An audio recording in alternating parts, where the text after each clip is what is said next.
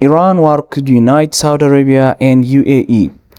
ሳውዲ አረቢያ ቀይ ባህርን ለመጠበቅ አዲስ ዓለም አቀፍ ጥምረት እያማተረች ይሆን ይነገራል። ቀይ ባህርና ኤደንን ጠብቃለሁ ያለው ቀይ ባህሩ ፎረም አቅሙስ ይሄ ብቻ ነው ወይ የሚል ጥያቄ ይነሳበታል። ለምን ዛሬ አዲስ ጥምረት ተብሏል? ሳውዲ አረቢያ እንደኔ ሁቲዎችን በቀይ ባህር መመከት አልችልም የሚል አቋም ላይ ናት። እናም አዲስ ዓለም አቀፍ ጥምረት ማደራጀት ሁቲዎችን ከቀይ ባህር እስከ ህንድ ውቅያኖስ መመከት ሳውዲዎች ቀጠናው የቤት ስራቸው ሆኖ ተመስግቧል። በቀይ ባህር ላይ የሚተላለፉ የንግድና የነዳጅ ጫኝ መርከቦች መጠበቅን የምንችልበት እድል በትብብር እንፍጠር ላይ ናት። ሪያድ የነዳጅ ዋጋ ማሻቀብን ዓለም ቆሞ መመልከት የለበትም የሚል ውትወታም ላይ በሳውዲዎች በኩል እየበረታ መጥቷል። በዚህ ጉዳይ ላይ ደግሞ የአሜሪካ እስራኤልና ሰላጤው ሀገራት ከሳውዲ ጥሪ ጋር የተስማማ ፖለቲካ ውስጥ እንደሆነም ይታወቃል። ለዚህም ነው የቀይ ባህር ፖለቲካ ሂደት ከጊዜ ወደ ጊዜ ስትራቴጂ ለውጦችን እያመጣ የትላንቱን እያፈረሰ አዲሱን እያበረታ ይሄዳል የሚል አረዳድ በተንታኞች የተፈጠረው። ከየመን ሁቲዎች አደገኛ ጥቃት ቀይ ባህርን ለመጠበቅ ዓለም አቀፉ ጥምረት ሲመሰረት ደግሞ ከቁልፉ ቀይ ባህር አንድም በስትራቴጂካዊ ከበባ ስትራቴጂክ ኢንሰርክልመንት ወይም አንድም በፖለቲካ መንገድ ተገፍተው ቀስ እየተደረጉ የጠፉት ወይም ደግሞ ገሸሽ የተደረጉት ፖለቲካል አይዞሌሽን ሰለባ የሆኑ የከባቢው ሀገራትና ዓለም አቀፍ ተዋንያን ዳግም ወደ መድረኩ በራሳቸው ፍላጎት ሚናቸውን ለመወጣት ነባር አካባቢውን ተቆጣጥሮ ከስጋት ነፃ የማድረግ ልምዳቸውን ፖለቲካዊ በሆነ መንገድ ለማንበርም እድሉን ይፈጥርላቸዋል።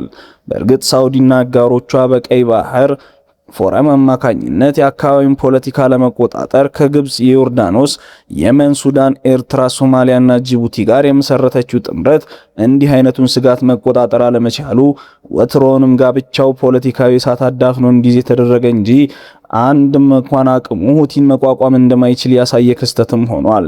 ከዚህ የፖለቲካ መነጽር አንጻር ነው የቀይ ባህር ፎረም አርኤስኢ ቀይ ባህርና የኤደን ባህር ሰላጤን መጠበቅ እንዳቃተው ማሳያ ነው የሚባለው። አደጋ ሲመጣ አዲስ ጥምረት ጥቅም ሲሆን ግን በዛው እንቀጥል የከባቢው ሀገራት የፖለቲካ አካሄድ እየሆነ መምጣቱን በርካቶችን እያነጋገረ ይገኛል። ሳውዲ ያኛውን ጥምረት በአግባብ መጠቀም ካልቻለችባቸው ምክንያቶች አንዱ ከአባላት ውስጥ በአንድም በሌላም መንገድ ሁቲዎችን ጥቅም ካላስከበረ ህልውናዋ አደጋ ውስጥ የሚገባም አብሮ በተወሰነ በኢራን በኩል ሳይቀር የሚሰራ በመኖሩ ነው ተብሏል። እናም ችግሮች በዚህ ልክ ናቸው። በርካታ ዓለም አቀፍ ምንጮች እንደሚጠቁሙት እጅጉን ከበርካታ ሀገራት ጋር ሳውዲ በጉዳዩ ላይ እየመከረች ነው። እስካሁን መጨረሻው ምዕራፍ የዘለቀ የጥምረት እቅድ ባይኖርም በጉዳዩ ላይ ግን ሰፊ ውይይቶች እየተደረጉ ይገኛሉ። በሆርሙዝ ሰርጥ ላይ ሁኔታዎች መልካቸውን እየለወጡ በሄዱበት ሰዓት በባብኤል መንደብ ላይ ደግሞ ተጨማሪ ፖለቲካዊ ውጥረትም ተፈጥሯል። ሳውዲ አረቢያ ደግሞ በሆርሙዝም ሆነ በያምቡ በኩል በባብኤል መንደብ መንቀሳቀስ የማትችልበት ወታደራዊ ከበባ ውስጥ መግባቷ ግዴታ ቀይ ባህር ላይ ሳውዲ መራሽ ጥምረት ያሻታል።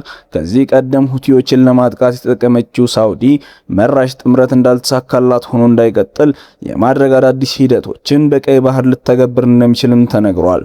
በቀይ ባህር ፎረም ምክንያት አንዳንድ የአፍሪካ ቀንድ ሀገራት ከውሃው ፖለቲካ የተገፉትን ያህል ሳውዲም ከበባው በርትቶባታል። ዛሬ ላይ ሳውዲዎች በአንሳሩላዎች ምክንያት በቀይ ባህር መርከቦቻቸው እንዳይንቀሳቀሱ ወታደራዊ አዋጅ ሲወጣባቸው እንደዛ የሚያደርጉ ከሆነ ደግሞ ውጤቱ በሚሳኤል መጋየት መሆኑን እንዲረዱት መደረጋቸው ከአሜሪካ ጋር ተዳምሮ ቀጠናው ላይ የዋሽንግተን አጋር ሆኖ መታየትን የመረጡ ይገኛል።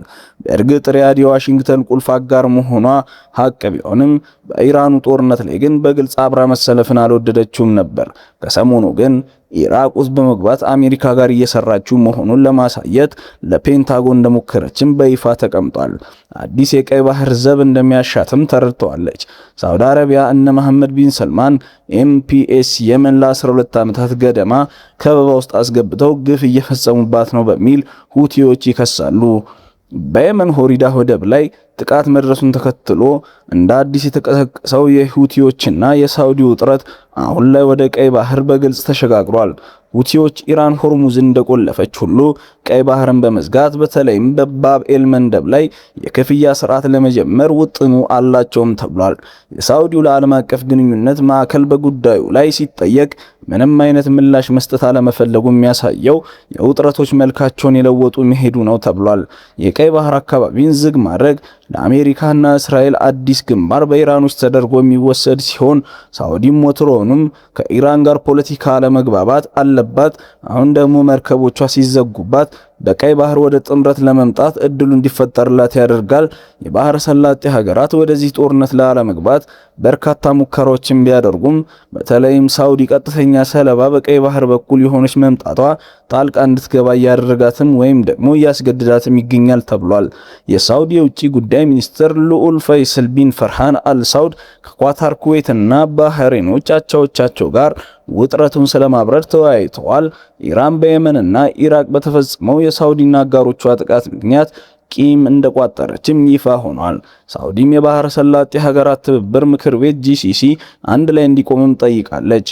በተደጋጋሚ ኢራን ለምታደርሰው ጥቃት ደግሞ በምክር ቤቱ በኩል ተቃውሞ እንዲደርሳት እየተደረገ ይገኛልና ሁኔታዎች ዛሬ አደገኛ መሆናቸውን ይጠቁማሉ። የባህረ ሰላጤው ሀገራት በተለይ መካከለኛው ሀያላን ናቸው የሚባሉት በቀይ ባህር ፖለቲካና በአፍሪካ ቀንድ ላይ ሚዛን የደፋም የኢኮኖሚና የስትራቴጂ ፍላጎት ውስጥ መግባባታቸው ሁኔታዎች መልካቸው እንዲለወጡና ቀይ ባህር ላይ ያለው ቀውስም እየተባባሰ እንዲሄድ በር ይከፍታል።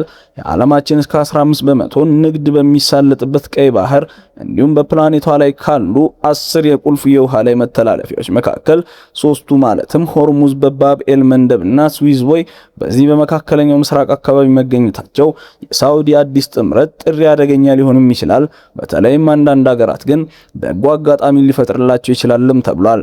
ዓለም አቀፍ የንግድ አቋራጭ መስመር መሆኑ ማለትም ኤጂያን ከአውሮፓ ቀጥታ ማገናኘቱ በኬፕ ኦፍ ጉድ ሆፕ በኩል የሚደረገውን ጉዞ በሺህ ኪሎ ሜትሮችን መቀነሱ ምናልባትም ውጥረቱን በፍጥነት ዓለም አቀፋዊ ሊያደርገው ይችላል።